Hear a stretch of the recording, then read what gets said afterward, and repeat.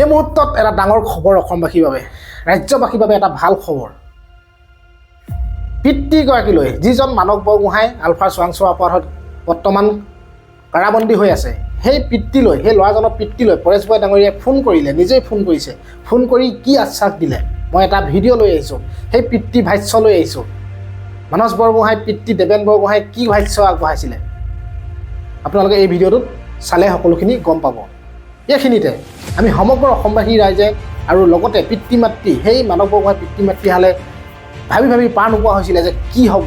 ল'ৰাজনৰ সঁচাকৈ আমি যেতিয়া গম পাইছিলোঁ, মেডিয়াত আমি গম পাইছিলোঁ যে এনেধৰণৰ চোৰাংচোৱা কৰিলে শাস্তি আছে অকল মৃত্যুদণ্ড।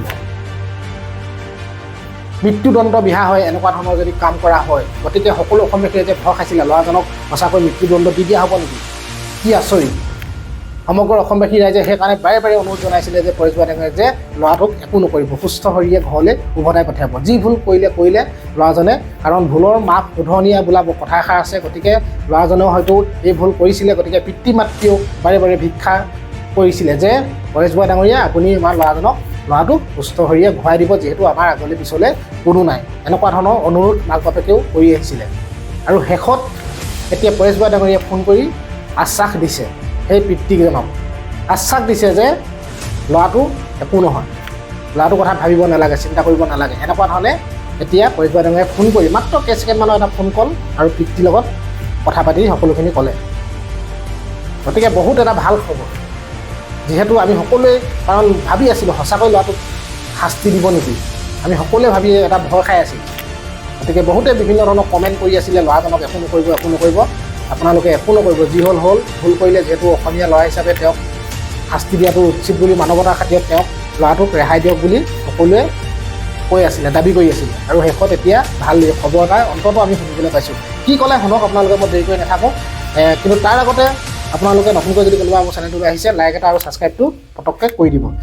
ক'লে যে মোক মাত্ৰ ইমানেই ক'লে যে ল'ৰাটোৰ বিষয়ে চিন্তা কৰিব নালাগে, ইমানেই ক'লে।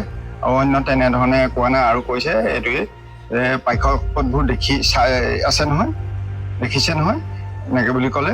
ইমানেই কথা বুলি ক'ব লাগিব। পৰেশ বৰুৱা আলফাৰ সেনাধ্যক্ষ পৰেশ বৰুৱা ডাঙৰীয়া প্ৰায় 4টাৰ আগ-পাছ এনেকুৱাতে হ'ব, 4টা। আৰু কিবা আপুনি সুধিছিলে নেকি? মই একো সুধিবলৈ নাপালোঁ। কথা বেছি সময় নহয়, মিনিটৰ ভিতৰহে হ'ব নেকি, তেনেকুৱাই হ'ব। সেইটো প্ৰদান কৰিছোঁ। অসম চৰকাৰ আৰু ভাৰত চৰকাৰক এইটোৱে ক'ব বিচাৰোঁ, যিজন ক'বলৈ গ'লে দেৰগাঁৱৰ মানস চলিহা, তেখেতৰ হাতত পিষ্টল, গাড়ীত বহি থকাত হাতত পিষ্টল লৈ আৰু এখন গাড়ীত গভৰ্ণমেণ্ট অফ আছাম এনেধৰণে লিখি তেওঁ কেনেকৈ থাকিব পাৰিছে। আৰু তেখেতৰ ওপৰত এতিয়ালৈকে কোনো চৰকাৰ প্ৰশাসনে কোনো একশ্যন লোৱা নাই। তেখেতক অতি সোনকালে যাতে আপোনালোকৰ হাতলৈ নিব লাগে। আৰু তেখেতৰ ইমানখিনি ষড়যন্ত্ৰ কৰি আমাৰ ডেকা গাভৰুবিলাকক ইমান বিপদৰ মুখলৈ, মৃত্যুৰ মুখলৈ ঠেলি পঠাইছে।